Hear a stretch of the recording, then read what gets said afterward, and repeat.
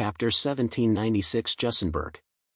The 4 fighter jets flew to the edge of Alto City, and then the back doors immediately opened, and 4 huge packages fell towards the ground attached by parachutes. Along with them, the Krufa unit's mutants fell as well. Attached by parachutes were huge mechanical devices that looked like complete cubes, except that the surface had a beautiful jigsaw-like shattered appearance. Once they had landed, military engineers used their electronic equipment to start up the large machines.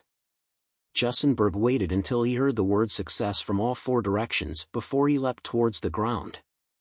"Come on, this is where we make our mark," Jussenberg shouted into the communication channel, addressing all members of the Krufa unit. "Hurrah! Hurrah!" A group of mutants shouted as they leapt from the sky, but they were preceded by the orange tails of missiles trailing in the distance. Fremon's troops had the advantage in combat here, and they could use missiles for support at any time.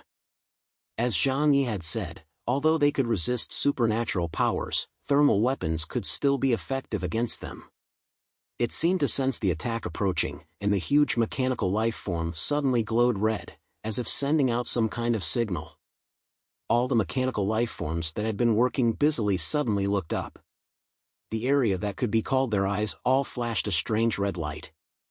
Dozens of missiles arrived in an instant, right under the noses of Jussenberg and the others, passing right over them and heading straight for the center of the distant mechanical army. In an instant, energy beams shot out from the mechanical life forms, and the colorful light formed a splendid rain of light in the sky. Most of the dozens of extremely fast-moving missiles were hit directly in the air without even having time to land, and they exploded violently. Only a few of the missiles landed among the mechanical legions, instantly causing a strong explosion. The shockwave sent the mechanical life forms flying. Dozens of mechanical life forms in the center of the explosion were directly destroyed, but many of those thrown hundreds of meters away only had their torsos twisted and damaged. As long as their energy cores were not completely destroyed, they could, even without mechanical arms, twist and crawl on the ground to fight. A few bullets did not have a significant impact on the battlefield. The Fremons had a deep understanding of the hardness of these mechanical life forms. However, the chaos and smoke caused by the explosion created the perfect opportunity for the Krufa units to attack. Jussenberg and his soldiers have landed in Alto City. There are 5 large V-37 transport aircraft, each carrying 1,000 Krufa soldiers. Only 1/3 of these are mutants, while the remaining 700 are highly trained soldiers. This is a battlefield, and every expendable soldier is valuable. Fremon's military industry is world-class, on par with even the Huashu Kingdom and Colombia. Upon arrival, the 1,000-strong army immediately began setting up long-range artillery. In the Age of Ice, weapon miniaturization is very important. The discovery of new energy sources has also led to huge upgrades in modern weapons. Nowadays, the power of a shoulder-fired artillery can reach the level of a large-caliber shipboard gun. The heavy artillery corps began to attack the mechanical army from afar, while the mutant troops, led by Jussenberg, waited for the right moment to attack. The exchange of fire between the 2 sides killed a large number of Krufa unit soldiers, but the losses among the mechanical life forms were significantly lower. The 2 sides defined the concepts of losing combat effectiveness and death completely differently. As long as a human soldier was injured, they would quickly die in this environment, but the mechanical life forms would not. Jussenberg could not help but exclaim, "These guys are really the best war machines. If we Fremons can fully master this technology, we will definitely be able to dominate the world." The initial test was just to find loopholes in the enemy's formation and determine their basic firepower. What really determines the outcome is always high-level mutants.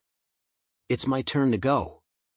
Jussenberg had observed the battlefield for a long time and finally found an optimal attack route.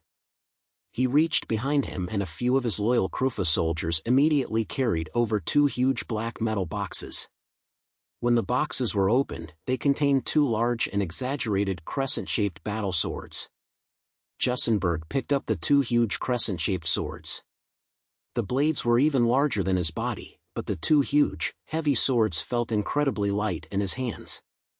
A silver crescent moon flashed in his eyes, and a silver crescent moon also appeared in the center of his eyebrows. His entire body was surrounded by the crescent moon's radiance, covering his entire body in light, and the blades of the two crescent-shaped swords were even flashing with a cold radiance. The next moment, his figure became illusory, like a hazy moonlit night, with the moonlight looming. Bang! A loud sonic boom sounded where he had just been, and the surrounding soldiers were blown backwards by the strong airwave. And Jussenberg had already charged into the battle formation of the mechanical life forms. He was moving too fast for anyone to see, except for the two huge silver moons rapidly harvesting among the mechanical life forms. The bodies of those mechanical life forms were extremely tough, but in the face of those two swords, they were as fragile as paper. Luna Jussenberg, an enhancement ability user. Up until now, as the abilities of mutants have continued to be developed, they have also been able to compensate for their own flaws, so the division of ability users into different systems is no longer so absolute. However, even people who seem to have abilities in multiple attributes must have their own areas of outstanding ability. For example, Zhang Yi, a user of both time and space, is now also very good in close combat, but this is only a supplement to his dual system abilities.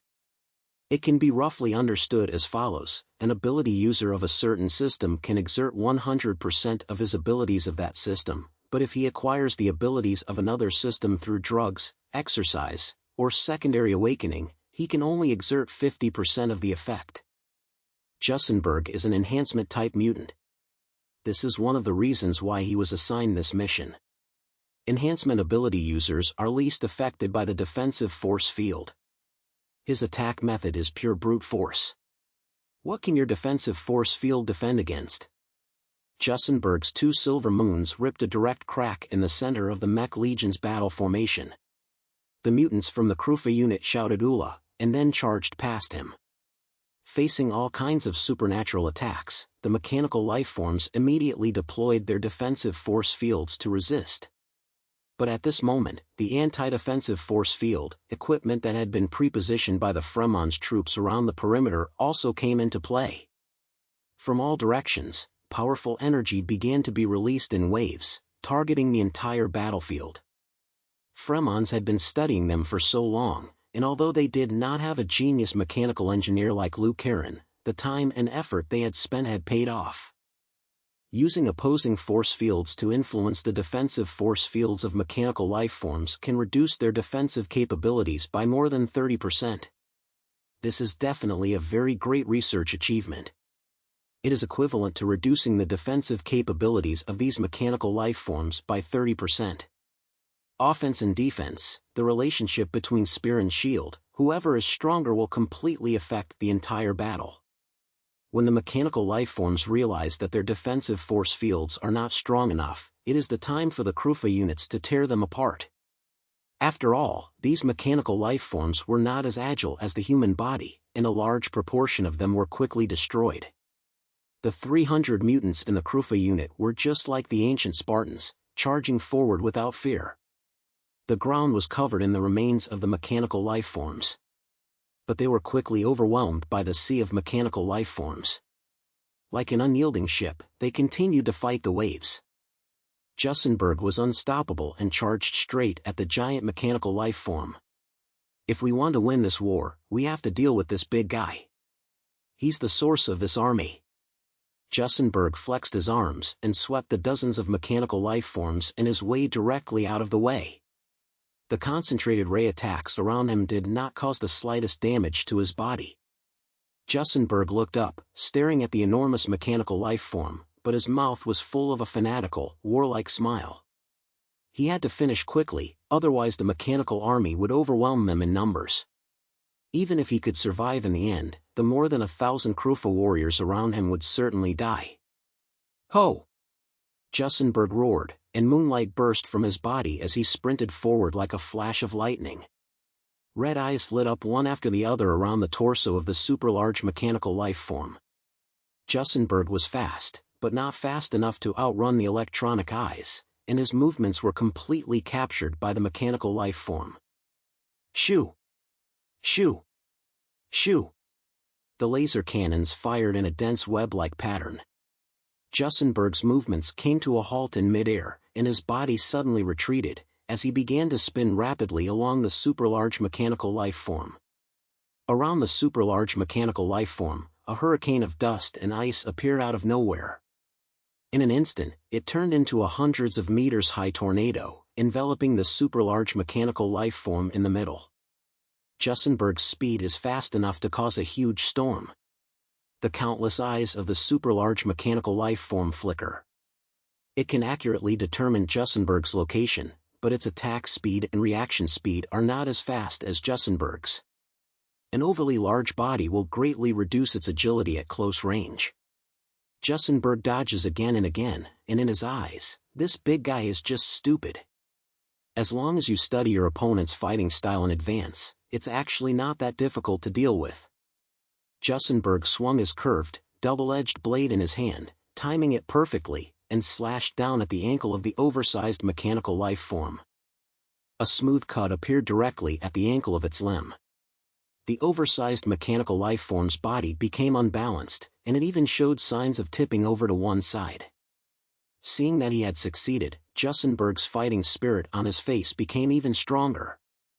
And the members of the Krufa unit, seeing this, also shouted hurrah, and hurrah, as if they had already seen the impending victory.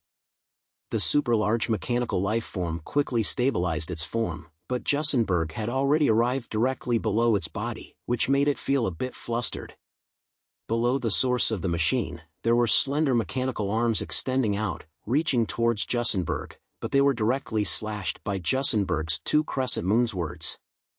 Spider-like eyes shot out a dense laser, but they were also directly blocked by Jussenberg's swords.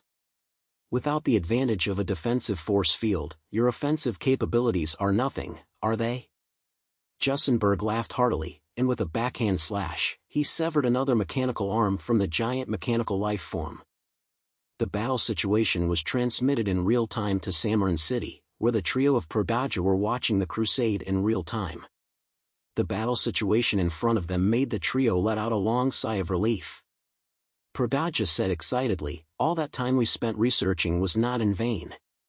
Vladimir nodded. "After all, they are machines, and as long as we understand the principles of their operation, they are actually much easier to deal with than humans."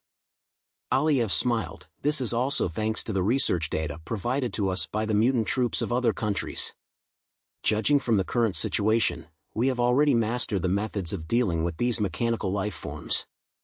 Next, we can reduce the frequency of their actions. Our people will do all the safe tasks, and only when high-risk tasks arise will they be handed over to them. The three-person team has made a good plan. Here on the battlefield, Jussenberg has already taken control. Although this super-large mechanical life form is very defensible and too large to handle in a short time, there is almost no doubt about the victory. However, no one noticed that in a corner of the city, a strange humanoid creature covered in black paint had appeared. He looked at Jussenberg, who was struggling to hack at the oversized mechanical life form, and his eyes, which were flashing with a complex flow of information, exuded a sense of confusion, while he muttered to himself. If someone could understand his language, they would understand what he was saying. Why is he attacking an engineering vehicle? The humanoid creature was puzzled by Jussenberg's actions. This was not the first time. In recent times, the ground engineering troops had been receiving information feedback that they had been attacked by natives. At first, the mechanical civilization didn't care. After all, they were just mass-produced engineering machines. Since they had decided to explore the ground with an unknown level of danger, they would encounter accidents. However, in recent times, these attacks have become more frequent. This has seriously affected their plans, so today, when the engineering troops once again reported to them that they would be attacked, the mechanical civilization dispatched its own combat troops.